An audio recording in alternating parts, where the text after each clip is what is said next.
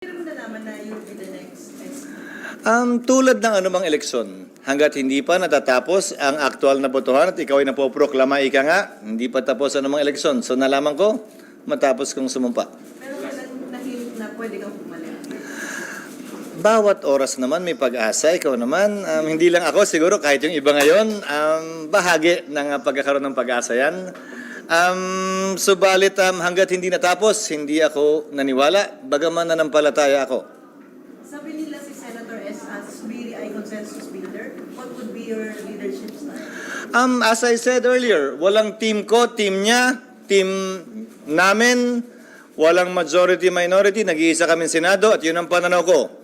Ang tanging kulay na dapat dinadala namin, mga kulay ng bandila, at dapat gabayan kami sa anumang sasabihin namin ng bandilang nasa harap namin tuwing magsasalita at boboto kami sa plenaryo ng Senado.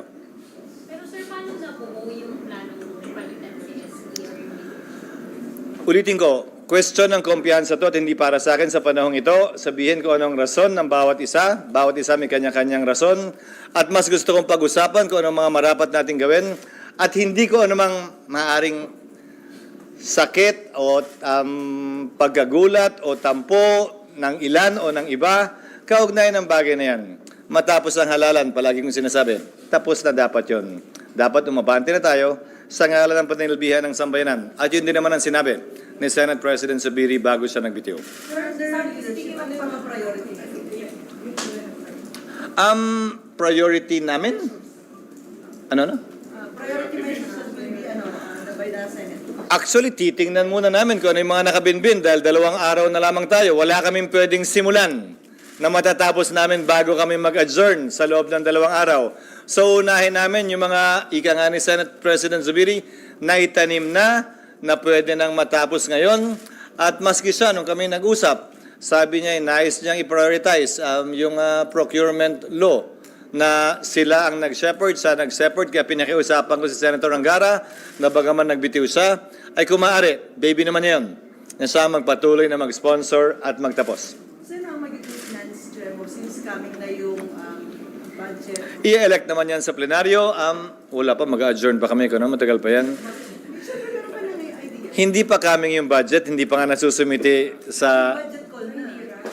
Ang budget call is in February. So, February ang budget call. Submission ng budget supposedly is SONA.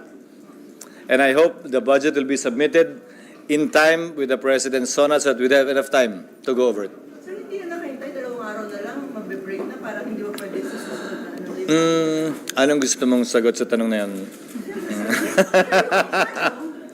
Kailangan na. Hindi question ng kailangan. Gaya ng sabi ko kanina, ang sino mang Senate President na ninilbihan habang may kumpiyansa siya ng mayoriya ng mga miyembro.